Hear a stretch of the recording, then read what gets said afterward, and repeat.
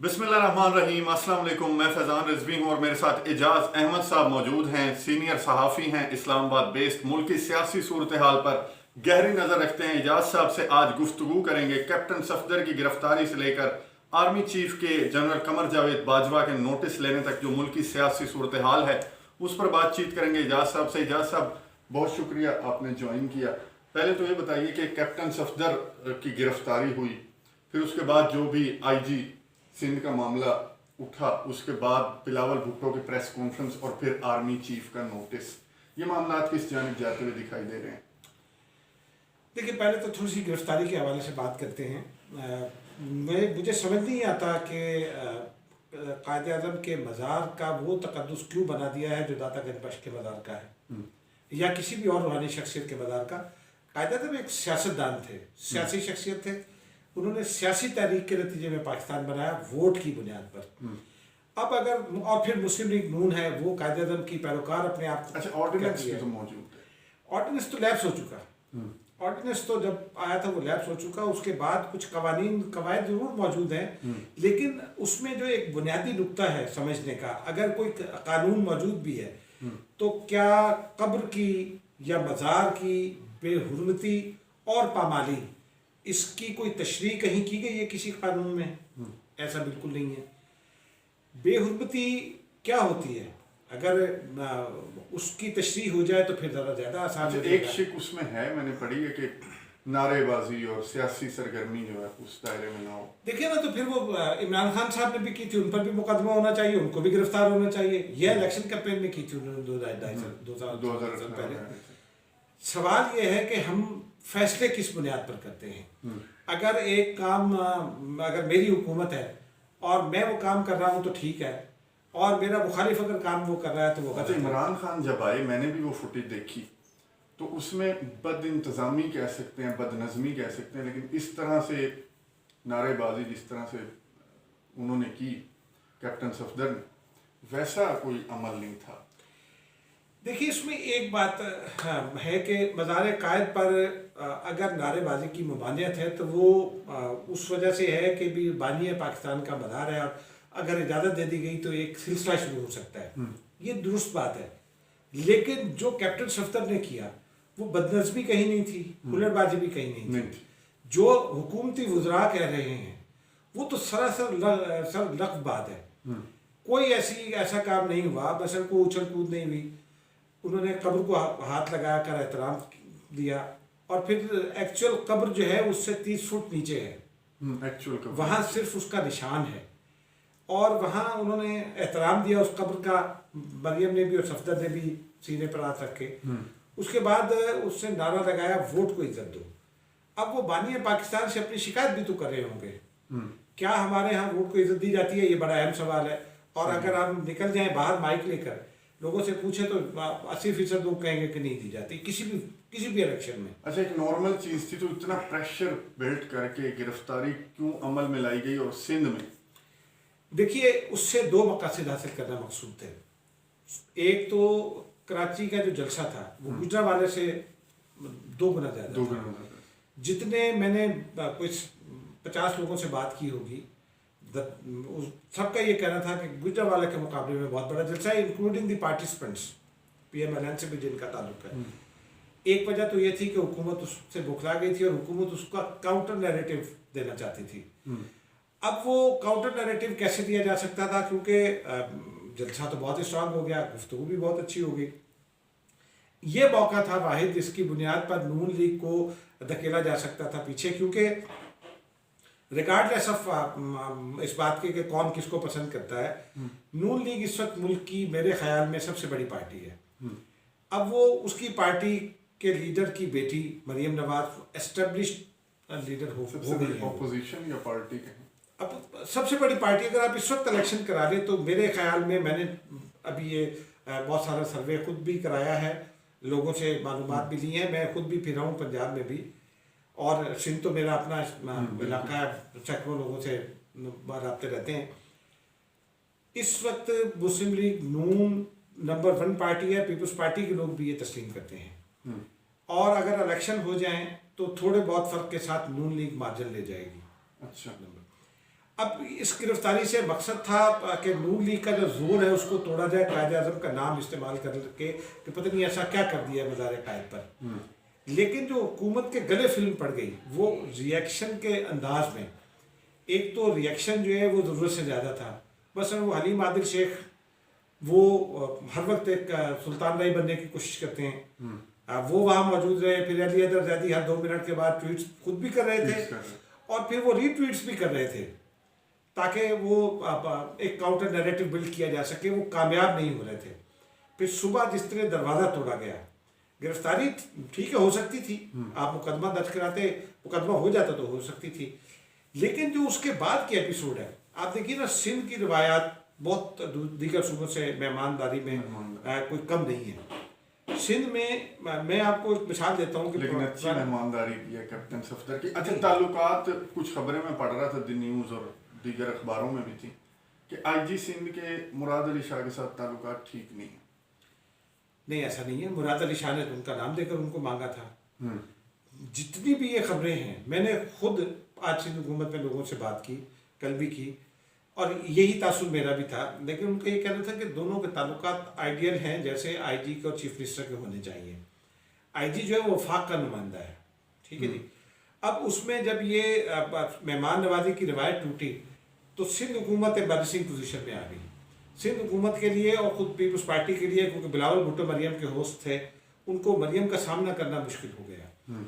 फिर जब ये इतला आई कि ये, और चीफ मिनिस्टर सिंध को कोट करके जब मोहम्मद ज़ुबैर ने ये कहा, ये कोई मामूली बात तो नहीं थी।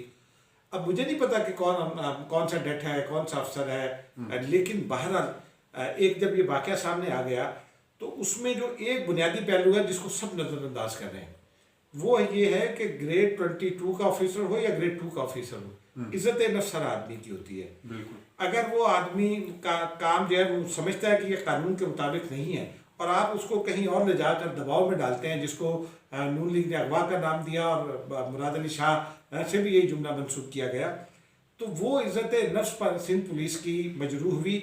और ये पहला वाक़या नहीं है, ये किसी और जगह ले जाकर दबाव डालना पहला वाक़या है, लेकिन ये एक तसलसल है इवेंट्स का। मसलन पहले रेंजर्स पहुंचे थे, जब आपको याद होगा आगा सिराज दुरानी को गिरफ्तार किया गया, उस वक्त रेंजर्स पहुंचे और उन्होंने पुलिस के इख्तियारात संभाल लिए। वो पहला वाक़या था जिसमें पुलिस को रिडंडेंट कर दिया गया था, अलग कर दिया गया था। फिर और जो वफाक से जो प्रेशर्स हैं सिंध हुकूमत के खिलाफ जो मुतालबात किए जाते हैं, ये सिंध हुकूमत का भी इल्ज़ाम है, उसकी वजह से सिंध पुलिस अपने आप को इनसिक्योर महसूस कर रही थी। अच्छा, फवाद चौधरी कह रहे हैं कि जी मुराद अली शाह बिलावल हाउस से ये सारी प्लानिंग हो रही है और ये दरखास्तें जो दी छुट्टियों की हो रही है, इन सबको फिर इस्तीफा दे देना चाहिए ना। देखिए, एसपी से लेकर बल्कि एएसपी से, आपका जो पाकिस्तान पुलिस सर्विस का सर्विस कैडर है वो एएसपी के ओहदे से शुरू होता है, ग्रेड 17 से, एएसपी से आईजी तक, बीच में कितने मराहल हैं। ये तमाम लोग वफाक के मुलाजिम हैं, इनमें से कोई आदमी सिंध का मुलाजिम नहीं है। वफाक तैनात करता है, सूबा मांगता है, अपनी ज़रूरत के मुताबिक रिक्विजिशन देता है और फिर उसको अफसरान मिल जाते हैं। आईजी और एडिशनल आईजी कराची के लेवल पर जब आपको तैनातियाँ करनी होती हैं तो वो वफाक से सूबा चॉइस भी मांगता है, पैनल के नाम भेजता है। अभी हमने देखा जब ये मुश्ताक महर साहब की तैनाती हुई, उससे पहले कितना झगड़ा हुआ कलीम इमाम साहब के बाद, बहुत सारे मतलब नाम रिजेक्ट किए गए। एहसान गनी साहब का भी नाम दिया गया था, रिजेक्ट करते रहे कि जी नहीं, ये सिंध हुकूमत मांग रही है, तो उनको ये शुबा था कि शायद सिंध हुकूमत अपना काम निकालेगी। बहरहाल मतलब वो जो भी हुआ, लेकिन वो इज़्ज़त नफ्स चूँकि मजरूह हुई तो उसका एक फॉल आउट जो हुआ वो पोलिटिकल फॉल आउट की सूरत में लगा के सामने आया है। हालांकि वो पुलिस का प्योरली एक ऐसा एक्शन था जिसमें उन्होंने अपनी इज्जत नफ्स, क्योंकि कोई भी अफसर इतने दबाव में काम नहीं कर सकता। अगर वो चीफ मिनिस्टर ऐसा करें तो उनको चीफ मिनिस्टर के खिलाफ भी यही करना। अच्छा, बिलावल भुट्टो साहब ने प्रेस कॉन्फ्रेंस की, जमहूरियत का बहुत ज़्यादा राग लापते हैं, तो उन्होंने आर्मी चीफ से मुतालबा कर दिया कि आप तहकीकात करें, यानी कि वो इन्वॉल्व कर रहे हैं। देखिए ना, एक ज़रा प्रैग्मेटिक होकर ज़रा सोचें, सूबे में बिलावल भुट्टो की हुकूमत है, हुकूमत को उठा के दीवार पर ऊपर टांग दिया गया है कील के साथ। सीएम को नहीं पता था, हालांकि ये बड़ा वाक़या था ना, सीएम को उठाकर उनको आगाह किया जाता तो फिर ये रेगुलर बात होती। सीएम को नहीं पता था, सीएम सो रहे थे, बिलावल भुट्टो को नहीं पता था, वो भी सो रहे थे। सिंध के किसी वजीर को, हत्ता के जो मुतालिका वजीर हैं जो डील करते हैं दाखिला के साथ, उनको भी कुछ नहीं पता था। तो उनके लिए तो एम्बैरेसिंग सिचुएशन हो गई। और जाहिर सी बात है जो पुलिस ने फिर रिएक्शन दिया तो फिर बिलावल भुट्टो को एड्रेस करना पड़ा, प्रेस कॉन्फ्रेंस एड्रेस करना पड़ी। लेकिन उसमें जो टेक्निकल बात है, जो बात सामने आ रही है, अभी तो उसने एस्टेब्लिश तो होना है, लेकिन सामने बात जो आ रही है कि उनको एक रेंजर्स के डेट में ले जाया गया। अच्छा, फुटेज में तो ऐसा कुछ नहीं ठीक है, पुलिस थी। देखिए ना, जो भी फुटेज आ रही है वो तो आईजी के घर की है ना, उसमें सिविलियन लिबास में जो भी आया होगा, ठीक है। लेकिन जो बात सामने आ रही है उसकी तहकीकात होना जरूरी है ना। ठीक है, बिला जाहिर सी बात है, रेंजर्स के खिलाफ तहकीकात कौन कर सकता है? 2 लोग कर सकते हैं। रेंजर्स वफाकी वजीर दाखिला के मातहत है। वफाकी वजीर दाखिला के जो जज्बात हैं, जो ख्यालात हैं, वो सबके सामने हैं, और जिस तरह से वो बुरा भला कह रहे हैं अपोजिशन को, वो भी सामने है। तो उन्होंने तो तहकीकात नहीं करवानी थी। दूसरा ये था कि रेंजर्स के जो अफसरान हैं वो पाक फौज से आते हैं, रेंजर्स के तमाम अफसरान। तो डीजी रेंजर्स के बारे में अगर तहकीकात करनी है तो वो आर्मी चीफ ही हिदायत कर सकती है ना, क्योंकि वो उनका मामला है। अच्छा, उनकी आर्मी चीफ है, उनका डिसिप्लिन नोटिस ले लिया। तो ये जो बयानिया था नून लीग का, ये तो पिट गया, क्योंकि आर्मी चीफ ने जैसे नोटिस लिया तो उन्होंने अहमियत दी और कद भी बुलंद हुआ बिलावल साहब का सियासी तौर पे। तो ये बयानिया तो पिट गया नून लीग का। तो ये अब दोनों जो है पीडीएम में दरार पड़ गई। देखिए, ये भी तय होना बाकी है, लेकिन मुझे नहीं लगता, में भी कह रहे हैं कि नहीं जा रहे बिलावल साहब। मैं उस पर भी आता हूँ। जो आर्मी चीफ ने नोटिस लिया, वो आर्मी चीफ के पास रास्ता क्या था? जब इतना शोर मचा और एक बड़ी पॉलिटिकल पार्टी का सरबराह जो है, जिसकी सूबे में हुकूमत है, वो आर्मी चीफ से कह रहा है कि आप नोटिस लीजिए, और आर्मी चीफ अगर ना लेते तो ज़्यादा उनके खिलाफ पॉलिटिक्स होती। तो उन्होंने एक प्रोफेशनल सोल्जर के तौर पर, प्रोफेशनल हेड के तौर पर एक अदारे के, उन्होंने अपने अदारे को मजीद जो है तनकीद से बचाया, एक नोटिस ले लिया, बहुत अच्छा किया। मुराद अली शाह की तहकीकात पे कोई डाउट है बिलावल साहब को कि उन्होंने आर्मी चीफ को कहा? नहीं, देखिए ना, जो सूबाई वज़रा की कमेटी है वो डीजी रेंजर्स को तो नहीं बुला सकती ना। डीजी रेंजर्स वफाक का मातहत है। अच्छा, वो बुलाएंगे, सूबाई वज़रा ने बुलाना है तो वो वजारत दाखिला को लिखेंगे, वहाँ से डीजी रेंजर्स को हिदायत आएगी। ये एक लंबा प्रोसेस है। आर्मी चीफ डायरेक्ट उनसे पूछ सकते हैं, क्योंकि वो उनके सर्विंग मेजर जनरल है। कोर कमांडर कराची के डिसिप्लिन में है, वरना वो कोई और कोर कमांडर को भी कह सकते थे आर्मी चीफ, लेकिन वो उन्होंने डिसिप्लिन और जवाबित का ख्याल रखा। जहाँ तक ये बात आप कर रहे हैं ना कि नून लीग का बयानिया पिट गया, नून लीग का बयानिया पिटा नहीं है। देखिए ना, अभी रिपोर्ट आनी है। अच्छा, फिर जो कोर कमांडर देखेंगे कि क्या हुआ, वो वाकयात को देखेंगे, ठीक है। अब जब वो रिपोर्ट आएगी तो उसमें यह एस्टेब्लिश होगा कि किस अफसर ने उठवाया, लेकिन कोर कमांडर सियासी मामला में तो मुदाखलत नहीं करेंगे। हो सकता है कुछ सियासी दबाव हो, कोई सियासी दबाव इस्तेमाल करके उनसे ये काम कराया गया हो, जिस भी अफसर ने किया, तो वो सारी चीज़ें देखेगी सिंध हुकूमत की कमेटी। सही। और वो फिर सवालात तब उठेंगे। अभी तो वो मामला दबा है। आर्मी चीफ जो है उन्होंने राइटली कोर कमांडर कराची को कहा, और कोर कमांडर कराची की, मैं चूँकि डिफेंस बीट भी करता हूँ, बहुत अच्छी शोहरत है कि बहुत ऑनेस्ट आदमी है और बहुत ही अच्छी साख के हामिल अफसर हैं। वो मेरा नहीं ख्याल कि वो कोई दो डंडी मारेंगे या किसी को बचाने की कोशिश करेंगे, लेकिन उसका पॉलिटिकल जो पहलू है उसकी तहकीकात बहरहाल वो नहीं करेंगे, ना उन्हें करना चाहिए। अच्छा, आपके तज्जिए में, क्योंकि 2-3 ही ऑप्शंस हो सकते हैं इसकी फाइंडिंग्स जो कमेटी की आएंगी, तो मुमकिन तौर पे क्या हो सकता है इसका जो नजर आ रहा है कायद देख के? देखिए, एक तो शायद ये एस्टेब्लिश हो जाए कि अब जहाँ मुश्ताक बहर साहब समझ रहे हैं या जो बयान किया जा रहा है वहाँ नहीं ले जाया गया, कहीं और होगा। एक तो मुमकिन पहलू ये है। दूसरा इसका मुमकिन सिनेरियो ये है कि हाँ, रेंजर्स के डेट में ले जाया गया, फिर ये कौन किसने किया, फिर उसमें ये देखना होगा कि क्या उस अफसर को उसको हिदायत कहाँ से मिली, उसको किसी दरमियान के छोटे अफसर ने दी, डीजी रेंजर्स ने दी, या वज़ीर दाखिला ने दी, या वजारत दाखिला से किसी ने दी, क्योंकि अफसरान जो है वो इंतज़ामी तौर पर तो वजारत दाखिला के मातहत है ना। ये सारी चीज़ें देखनी होंगी। लेकिन पॉलिटिकल इन्फ्लुएंस इस्तेमाल हुआ, वो सिर्फ इतना तो कह सकते हैं कि पॉलिटिकल इन्फ्लुएंस इस्तेमाल हुआ। लेकिन मेरा ये जाती ख्याल है कि क्योंकि अदारों को अपने आप को सियासत से दूर रखना है, तो अदारे की साख के लिए भी ये बेहतर होगा कि कोर कमांडर जो स्कोप है उनकी इंक्वायरी का उसके अंदर रहें, और किसी भी सियासी शख्सियत के बारे में वो हतमी राय देने से उनको मेरी राय में गुरेज करना चाहिए, इसलिए कि फिर वो मामला अभी तो नून लीग और वर्सेस एस्टेब्लिशमेंट है ना, तो फिर वो मामला और जमातों के दरमियान भी खड़ा हो जाएगा। फिर मौलाना फजलुर रहमान सवालात उठा सकते हैं।